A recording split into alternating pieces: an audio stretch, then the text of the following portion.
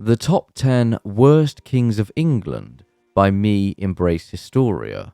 I'd like to think after making content for quite a few years on the many medieval kings of England that my own top 10 list would be hopefully unique. So let's begin. Number 10 starts with an Anglo-Saxon king of England, King Edward, and as we're at the first king, let me quickly explain how I rank the kings based on how they kept their oaths and obligations to the people of England. The kings of England being at the top meant while they enjoyed enormous amounts of wealth and power, they still had to keep the realm and its people safe and looked after.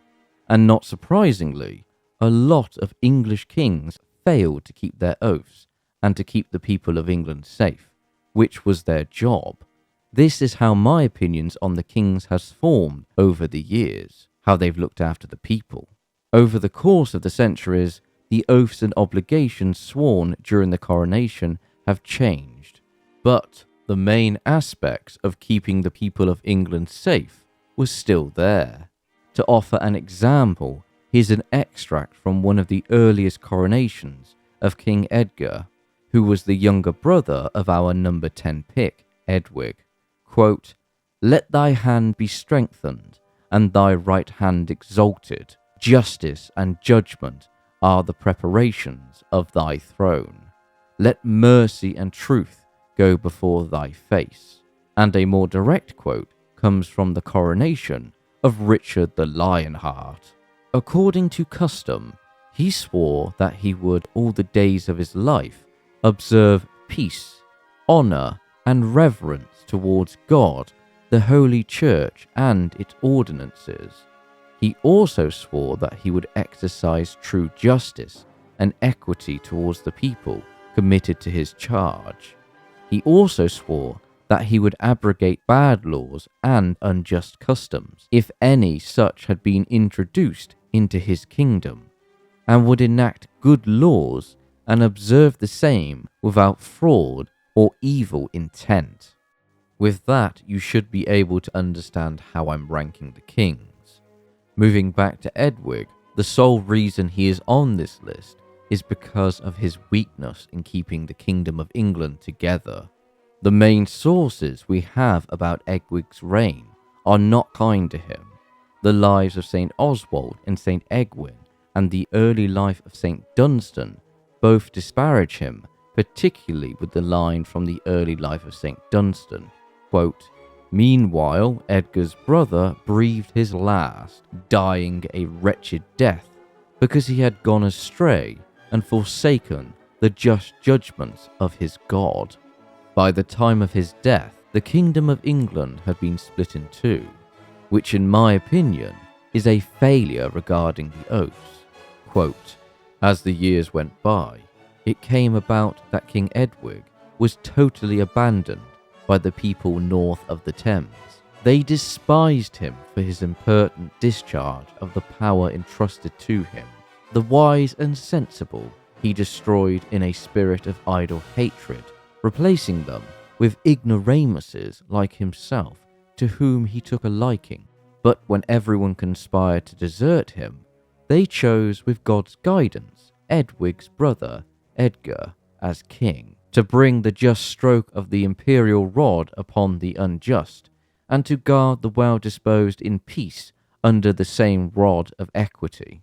With the whole people as witness, the kingdoms were divided along lines laid down by the wise, the famous River Thames becoming the boundary between the two. Edgar's thus chosen to be king by the Northerners. Just one final thing before moving on to number 9. The sources are obviously biased against Edwig, and then later go on to praise his brother and successor, King Edgar, heavily, so just be aware of that. But also remember, the Kingdom of England was split in two. Number 9 is Henry VI. I have quite a lot of sympathy for King Henry VI due to his mental health issues. For the last several years of his reign, he was nothing more than a puppet. Henry's reign is a pertinent reminder that a weak medieval monarch can be destructive and cause major political issues in the country. which in King Henry VI's case was the War of the Roses. A civil war is one major reason why certain kings will be on this list, while there were other factors that brought on the War of the Roses. Going back to the reign of Edward III, King Henry's weak rule enabled the spark that lit the fire of civil war. It also didn't help that the few men in Henry's government were brutally killed by an angry mob. One uprising was known as the Complaints of the Poor Commons of Kent in 1450. You can read the whole complaint, the link is in the references. The final line in the opening paragraph basically tells us what's occurring. We, considering that the king our sovereign lord, by the insatiable, covetous, malicious persons that daily and nightly are about his highness, and daily inform him that good is evil and evil is good. Their complaint tells us that they believe the king is being led astray by bad counsellors, which isn't a good look for a ruling monarch. This is before the start of the War of the Roses. I think if Henry didn't suffer from his mental health ailments, then he probably would have been known more so as a peaceful, devout king. One example I can offer is Henry's visit to Coventry in September 1451, which from the mayor's account puts the king in a kingly light. Thomas Littleton, who was then recorder, said some pleasantries to the king. Our sovereign responded again thus: Sirs, I thank you for your warming reception and orderly behaviour, especially for your good behaviour during the past year, when the people of the city have been the best behaved in my realm. I also thank you for the present you have just given us. This present was a ton of wine and 20 large fat oxen. The king continued by commanding them to govern his city well and see that the peace was well preserved, as it had been in times past, and promised that he would be a good lord to them. While the War of the Roses isn't the most devastating civil war in British history, the chaos of the Civil War, the poor inept government, the over-reliance on royal favourites, and the rise of powerful nobles causing royal authority to wither, plus Henry's mental health problems, adds him to this list. Number 8. Richard III. Loser. He failed in one of the worst possible ways, by dying in battle and a claimant taking the throne. That's the brutal end of it, although in Richard's case it was possibly a halberd to the back of the head. There are other reasons why he's one of the worst kings of England, because when you share an association with another worst king of England, you're going to be a PR nightmare. And that association is with King John, whose spoilers does appear on this list. They're both accused of murdering their nephews. Richard is accused of killing the princes in the Tower, and John is accused of killing Duke Arthur of Brittany. The whole disappearance of the princes in the Tower is a messy business, and while there's many different opinions on if Richard had a hand in their disappearance, politically at the time, it was prudent in Richard's case to make the boys disappear, because if the two boys, named Edward and Richard, grew up to be anything like their father, Edward IV, who can be described as built like a brick shithouse, 6'3", handsome, charismatic, brave, all the traits that made him a popular and the winner over the fight for the throne, until his premature death threw all the political stability out the window. Now imagine if the boys turned out like that. They would be a very attractive alternative to some powerful nobles who say wanted to get rid of Richard, for example, the Stanleys. So by killing the boys, there is some brutal political sense in it for the time period. As I've said, there's many theories and opinions on the whole issue, and there's a great way of encapsulating all of these opinions at the King Richard III Visitor Centre in Leicester, which has an interactive touch game where you go through most of the major theories on the boy's disappearance, and at any point you can pick which theory you agree with. and at the end it shows you the results of what theories visitors picked. The highest percentage being 29% in favour of Lady Margaret Beaufort, Henry Tudor's mother, which I think is laughable. Anyway, I'm getting off topic. To summarise, Richard is on this list because he lost the throne, thus failing his oaths and the fact he was accused of such a heinous crime. Number 7. Edward II. This guy wasn't up to the task of being a king. Inheriting a deeply difficult and expensive war with Scotland, which Edward's actions didn't help and only made the war worse for the people of England and Scotland. The same issues again appear: royal favouritism towards woefully unqualified men, such as Piers Gaveston, clashes with the ideas of being a medieval king, and a lack of political wit. All of these can be attributed to Edward's reign. Edward wasn't some villain. As a normal bloke, Edward would be quite pleasant, but as king, he was terrible.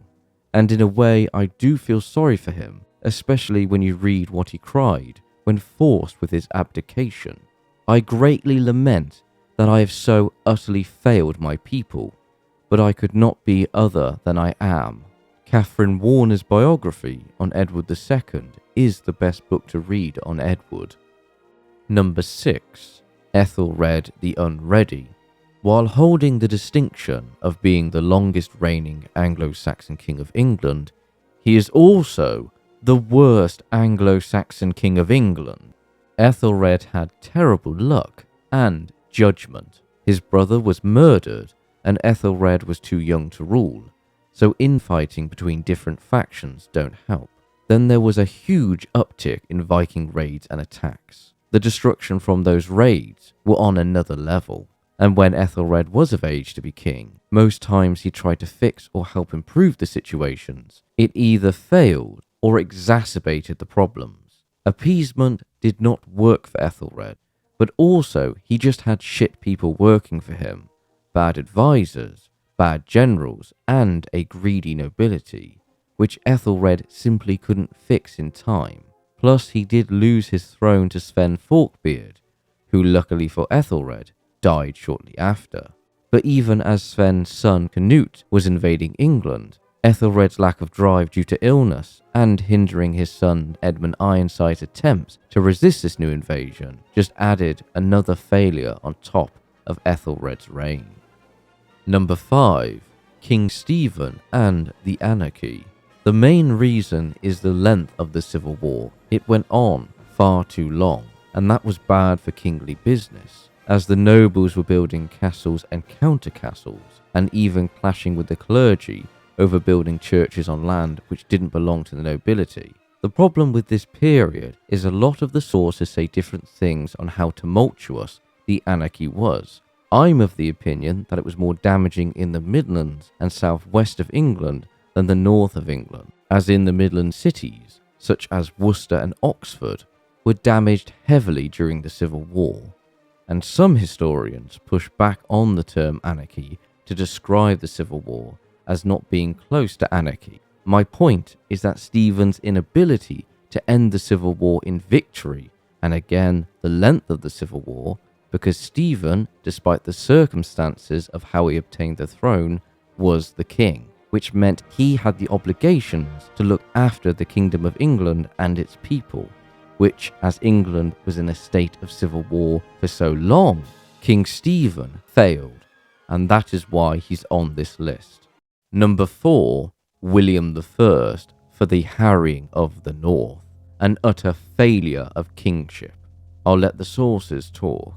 What treatment he meted out to those who managed to survive the great slaughter, I forbear to tell. Never did William commit so much cruelty. To his lasting disgrace, he yielded to his worst impulse and set no bounds to his fury, condemning the innocent and the guilty to a common fate. In the fullness of his wrath, he ordered the corn and the cattle, with the implements of husbandry and every sort of provisions, to be collected in heaps and set on fire till the whole was consumed, and thus destroyed at once all that could serve for the support of life in the whole country lying beyond the Humber. There followed, consequently, so great a scarcity in England in the ensuing years, and severe famine involved the innocent and unarmed population in such misery, that in a Christian nation, more than 100,000 souls of both sexes and all ages perished of want. On many occasions in the course of the present history, I have been free to extol William according to his merits, but I dare not commend him for an act which levelled both the bad and the good together in one common ruin, by the infliction of a consuming famine. For when I see that innocent children, youths in the prime of their age, and grey-haired old men perish from hunger, I am more disposed to pity the sorrows and sufferings of the wretched people than to undertake the hopeless task of screening one who was guilty of such wholesale massacre by lying flatteries. I assert, moreover, that such barbarous homicide could not pass unpunished. Number 3. King John. The king who had to be reminded of what his role was. John was a thoroughly unpleasant man. I should know, I'm the idiot who made a 3-hour documentary on him. The guy was a dickhead, even by medieval standards, and ultimately his actions led to an invasion of his realm that he was supposed to protect. John ran the exchequer to its limits to raise funds for his wars, which he lost. Remember how I said at the start of the video, when I quoted Richard the Lionheart's coronation oaths, observe the saying without fraud or evil intent? John was the man who ignored these oaths, and for the barons to actually revolt against you and bring in a foreigner to take your place, you know you've done something terribly wrong. Also, the disappearance of his nephew Arthur, who was imprisoned by John, isn't a great look. John's biggest issue was his personality. He just had such an easy time annoying his allies, which when you've got a vast amount of territory to rule, you need good, steadfast allies, which John did inherit. However, he would lose most of them through his actions. It also didn't help that his biggest rival, Philip, the King of France, was one of the best kings France ever produced. But it wasn't just the nobility that John picked fights with, but also the Pope. In fact, John holds the special title of being the first King of England to be excommunicated, and England was placed under an interdict. This might not seem bad to us, but in the Middle Ages, this would have been horrible for the people of England. I've neglected the king's role in the spiritual side his role played for the people of England, as I wanted to focus more on how well looked after the people of England were. But John's that special case in how his actions inflicted more misery on the people of England because of the interdict. Number 2. Charles I, the most unrepentant king on this list. His actions led to the death of thousands and the destruction and damage of many towns, cities, castles, churches, cathedrals, etc. I really hate Charles as king, but also the whole wars, which we can call the British Civil Wars, or War of the Three Kingdoms. If Oliver Cromwell took the crown when he was offered it, he would be joint with Charles on this list. But thankfully, Cromwell was not a king, in all but name. Let me give you a very quick rundown of the Civil Wars, from 1639 to 1652. Charlie Boy is king of 3 kingdoms: England, Ireland, and Scotland. All 3 nations have different parliaments and religions. They all worship the same thing, they just can't agree on how to do it.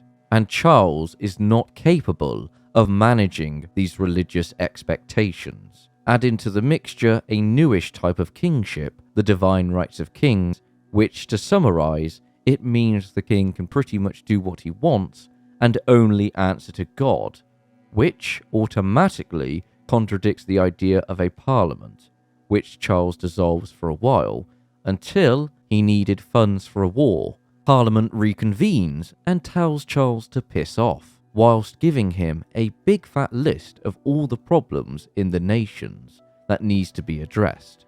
After failing to arrest 5 members of Parliament and fleeing, Charles raised his standard in Nottingham and started raising an army, as does Parliament. What follows is the world's worst team picking, As towns and cities across England start picking sides, families are torn apart over the issues, and death and destruction follows, committed by both sides. But we will focus on Charles, who blew up quite a lot of buildings and bridges around the Midlands, at places such as Bidford-on-Avon, Evesham, Oxford, etc. Charles also blew up the remains of Reading Abbey. Then we have all the battles and sieges. Hundreds of thousands of people died, and most of it can be traced back to Charles. What vexes me the most is the fact that Charles never showed any remorse for his actions, his plotting and scheming to get back power after his capture, trying to pit the different parliaments against each other, although both the English and Scottish parliaments weren't exactly best friends. The 4th of June, 1648.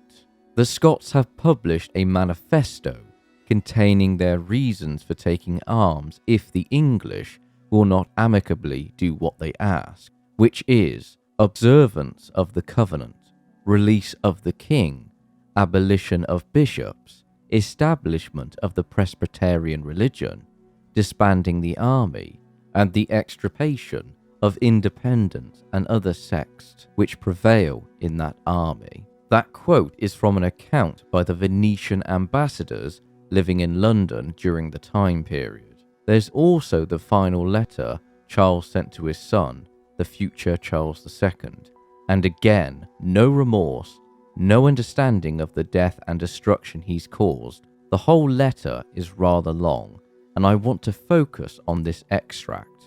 Once a king of 3 flourishing kingdoms, whom God thought fit to honour, not only with the sceptre and government of them, but also with the suffering many indignities and untimely death for them, while I study to preserve the rights of church, the power of the laws, the honour of my crown, the privilege of parliaments, the liberties of my people, and my own conscience, which I thank God is dear to me than 1,000 kingdoms. Charles failed pretty much all of those points on a cataclysmic level. Now we turn to the king who started the divine rights of kings in England. Number 1. Roses are red, violets are blue. Henry VIII is the worst king of England, and I'll prove it to you. Henry is the first English king to practice the divine rights of kings, elevating his power even more so by making himself head of the Church of England. These actions of the divine rights of kings sowed the seeds for the British Civil Wars under Charles I. My own opinion on why Henry is the worst king of England also stems from the destruction brought by the dissolution of the monasteries, not just in England, but also Wales and Ireland. I visit a lot of heritage sites, and I also work in heritage. It's so frustrating that in most places, Henry's taint is always present. So much heritage was lost, regardless of the religious aspects. You can visit many places in the UK which have a full, rich history, and then its end point is always with Henry's reign. It sucks. But there's other parts of Henry's reign. For example, the rough wooing in Scotland and the burning of the city of Edinburgh, the Laws of Wales Acts of 1535 and 1542, which sought to destroy Welsh identity by replacing the Welsh language with English, the Tudor conquest of Ireland. The effects of that still linger to this day. For Henry, I would need a whole hour or more to go over everything in detail, which I will do in the future. There is just so much. The treatment of his wives, those poor women, they didn't deserve being married to Henry. Some historical figures have had a similar view to my own on King Henry. Charles Dickens thought that Henry was most intolerable ruffian, a disgrace to human nature, and a blot of blood and grease on the history of England. The final quote I want to offer on Henry comes from David Hume, a Scottish philosopher. Notwithstanding his cruelty, his extortion, his violence, his arbitrary administration, this prince not only acquired the regard of his subjects, but never was the object of their hatred. In that age was so thoroughly subdued that, like Eastern slaves, they were inclined to admire those acts of violence and tyranny which were exercised over themselves at their own expense. And that concludes my own opinion on the 10 worst kings of England. The next video will be on the 10 best kings of England, so like and subscribe to stay up to date. And if you'd like to support the channel, you can on Patreon and YouTube channel membership, which features bonus videos and behind the scenes content. Cheers.